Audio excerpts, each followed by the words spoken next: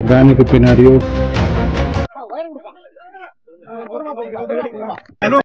நண்பர்கள், நண்பிகள், தோழர்கள், தோழிகள் எல்லாருமே வந்து இருக்கிறாங்க. முதல்ல அவங்க எல்லாருக்குமே என்னுடைய மதுரை மக்கள் எல்லாருக்குமே என்னுடைய வணக்கம். உங்களுடைய அன்புக்கு வந்து கோடான கோடி நன்றிகள். இன்னைக்கு போகிறது வந்து ஜனநாயகன் படத்தினுடைய வேலைக்காக போகிறேன். கொடைக்கானல் ஒரு ஷூட்காக போகிறேன்.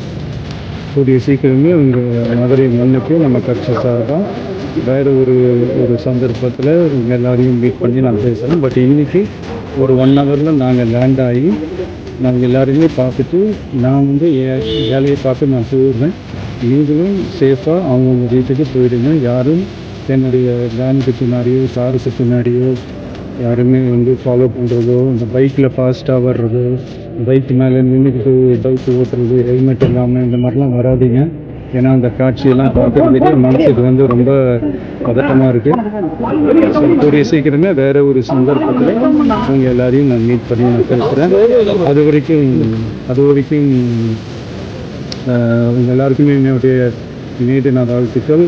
Love you all and see you all. And இதை வந்து நான் மதுரை ஏர்போர்ட்டில் இந்த மெசேஜை என்னால் கன்வே பண்ண முடியுமான்னு எனக்கு தெரியல.